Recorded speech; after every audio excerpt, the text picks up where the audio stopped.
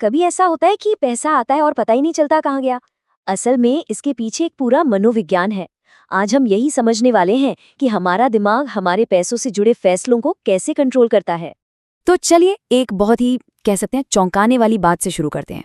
सुनने में बहुत अजीब लगेगा, लेकिन सच तो यह है कि हमारा जो दिमाग है ना, वो असल में हमें गरीब रखने के लिए ही बना है। नहीं नहीं, इसमें किसी की कोई पर्सनल गलती नहीं है। ये तो बस हमारे दिमाग के काम करने का एक बेसिक तरीका है। लेकिन हाँ, एक बात जरूर है, इसे समझना और फिर इसे संभालना, ये जिम्मेदारी पूरी तरह हमारी ही है। अब ऐसा होता क्यों है? देखिए, हमारा दिमाग ना भविष्य की दौलत या फाइनेंशियल सिक्योरिटी जैसी लंबी चीज़ों के बारे में ज़्यादा नहीं सोचता। उसकी प्रायोरिटी बस एक ही है, उसे अभी इसी पल बस अच्छा महसूस करना है। That's it. तो चलिए अब इस जाल के पहले हिस्से को समझते हैं। इसे कहते हैं इंस्टेंट ग्रेटिफिकेशन, यानी तुरंत मज़ा। और देखते हैं कि कैसे डोपामाइन नाम का एक छोटा सा केमिकल हमारे इतने बड़े बड़े फाइनेंशियल फैसले ले लेता है। तो ये पूरी कहानी शुरू कहाँ से होती है? बस एक नज़र से। जैसे ही हमारी नज़र किसी बहुत ही आकर्षक चीज़ पर पड़ती है, मान लीजिए इंस्टाग्राम की फीड पर या किसी दुकान की खिड़की में, बस उसी पल हमारा दिमाग फौरन डोपामाइन नाम का एक रिवॉर्ड केमिकल छोड़ता है। और इससे होता क्या है, हमें एकदम से खुशी का, एक प्लेजर का हिट महसूस होता है। और बस इसी केमिकल के असर से जो चीज़ कुछ ही पल पहले तक सिर्फ एक वांट थी, मतलब एक चाहत थी, वो अचानक से एक नीड बन जाती है, एक ज़रूरत लगने लगती है। और सबसे मज़ेदार बात जानते हैं क्या है? आज के जो मॉडर्न फाइनेंशियल प्रोडक्ट्स हैं ना, वो ठीक इसी दिमागी कमजोरी का फ़ायदा उठाने के लिए डिज़ाइन किए गए हैं। इसका सबसे बड़ा एग्जाम्पल है बाय नाउ पे लेटर। ये एक ऐसा सिस्टम है जो किसी चीज़ को पाने की खुशी को उसके पैसे चुकाने के दर्द से बिल्कुल अलग कर देता है। मतलब BNPL हमें डोपामाइन का पूरा रिवॉर्ड तो दे देता है, लेकिन पैसे देने का जो तुरंत वाला दर्द होता है ना, उससे पूरी तरह से गायब कर देता है। और यकीन मानिए, ये एक बहुत ही खतरनाक कॉम्बिनेशन है। और बस यहीं से शुरू होता है इस खेल का दूसरा और कह सकते हैं कि ज़्यादा खतरनाक हिस्सा, यानी वो दर्द जो बाद में आता है, क्योंकि असली कीमत वो तो हमेशा बाद में ही चुकानी पड़ती है ना। देखिए, खर्च का ये पूरा इक्वेशन है ना, ये बहुत सीधा सा है। अभी वाले कॉलम में देखें तो सब कुछ बढ़िया है, डोपामिन हिट, अच्छी वाली फीलिंग, कोई दर्द नहीं। लेकिन बाद में वाले कॉलम में कहानी पूरी तरह से पलट जाती है। पेमेंट की तारीख, बढ़ता हुआ स्ट्रेस और असली वाला फाइनेंशियल दर्द।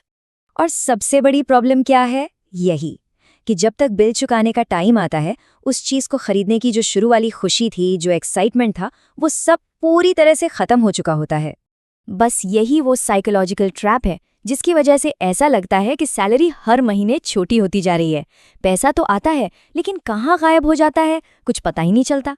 लेकिन अब सवाल ये उठता है कि ये सब जानने के बाद भी हम ये पैटर्न बार बार क्यों दोहराते हैं?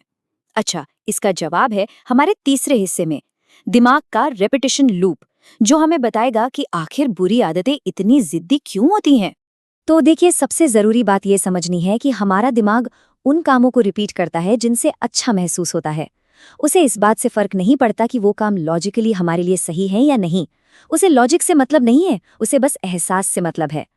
ये पूरा एक हैबिट लूप की तरह काम करता है। समझिए, 3 स्टेप्स हैं। पहला, क्यू, यानी कोई मनपसंद चीज़ दिखना। दूसरा, रूटीन, यानी बिना सोचे समझे उसे खरीद लेना। और तीसरा, रिवॉर्ड, यानी डोपामाइन का वो मज़ेदार एहसास मिलना। और ये लूप बार बार चलकर और मजबूत होता जाता है। और बस यही वो ऑटोमेटिक लूप है जिसमें लोग फाइनेंशियली फंस कर रह जाते हैं। बस गोल गोल एक ही चक्कर में घूमते रहते हैं और कभी आगे ही नहीं बढ़ पाते। तो फिर सबसे बड़ा सवाल, इस चक्र को आखिर तोड़ा कैसे जाए? अच्छी खबर ये है कि इसका तरीका बहुत ही आसान है। तो अब हमारे आखिरी हिस्से में हम एक ऐसे सिंपल माइंडसेट शिफ्ट की बात करेंगे जो इस आदत की चेन को तोड़ सकता है। और इसका सबसे असरदार तरीका जानते हैं क्या है? बहुत सिंपल है, बस अपने दिमाग को थोड़ा सा धीमा करना है। वो जो ऑटोमेटिक हैबिट लूप चल रहा है ना, उसके बीच में बस एक स्पीड ब्रेकर लगाना है। तो करना क्या है? किसी भी तरह की खरीदारी करने से पहले, खासकर जब वो इम्पल्सिव हो, अचानक से मन कर जाए, तो बस खुद से एक सवाल पूछना है।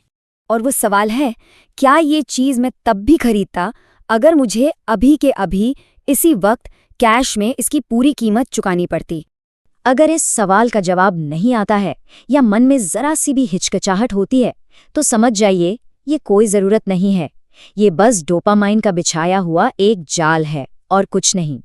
तो आखिर में बस एक बात हमेशा याद रखनी है, हमारा दिमाग हमारा दुश्मन नहीं है, लेकिन अगर हम उसे कंट्रोल नहीं करेंगे तो वो यकीनन हमारे पैसे को कंट्रोल जरूर करेगा।